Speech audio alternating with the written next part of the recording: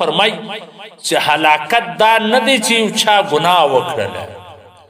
بلکې هلاکت دا دی چې یو چا ګناه وکړه د هغه وروسته د خیر کار امت حضرت ابو عبیده بن جراح رضی الله تعالی عنه څومره قیمتي خبره کړې پر ډبره پر کاڼي د لیکلو باید لري هر ځوان باید د ځان سره ولیکي او دا عمل کړي حضرت ابو عبیده بن جراح رضی الله تعالی عنه فرمای چې هلاکت دا نه دی چې یو چا ګناه وکړله بلکې هلاکت دا دی چې یو چا ګناه وکړه د هغه وروسته د خیر کار ونه کړي نو ګوره دا څومره قیمتي خبره ګناه د څه وسوله ځان پښیمانه که ځان نادمه که پریشانه سه فوراً د یو نیکي کار پسې وکړه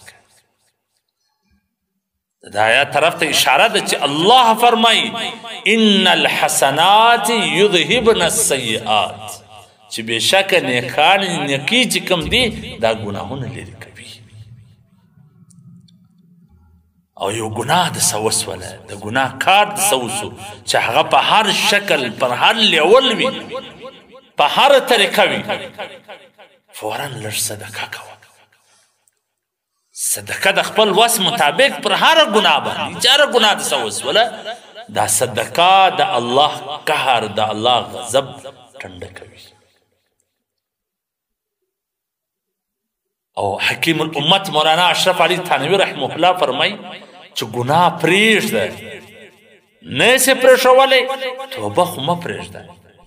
د ګناه وروسته یو نیکي کار خو مه پرېږده بلکې زموږ ځینې کتابونه لیکي چې دا کم فرشتې چې زموږ ستاسې پر وږو باندې چې بعضې نیک کارونه لیکي بعضې د ګناه کارونه لیکي وایي دغه نیکي چې سړی وکړي هغه د نیکۍ فرشتې فوراً ولیکي کرامن کاتبین او کم چې د بدی کار یو څوک وکړي هغه د راسته وږې فرشته ورته وایي چې مه یې لیکه لږ صبر وکړه کیدی شي دا توبه وکړه کیدی شي یو نیک کار وکړي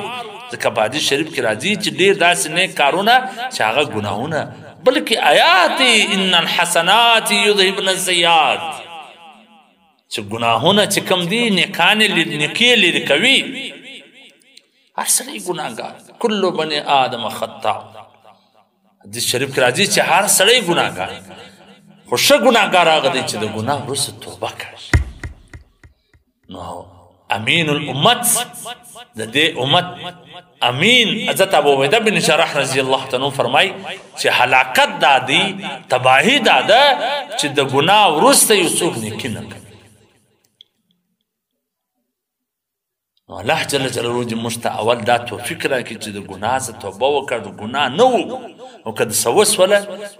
فوراً پسې نیکي کوه د صدقې وس نه لري 2 رکعته نفل صلات توبه کوه 2 رکعته نفل وکړه د هغه څه وروسته الله ته توبه وکړي الله معاف مې کړي کمزور یم عاجز یم چې په ورځ کې 1000 واره ګناه څه کېږي 1000 واره نیکي کوه 1000 واره توبه کوه الله دې د عمل کولو توفیق راکړي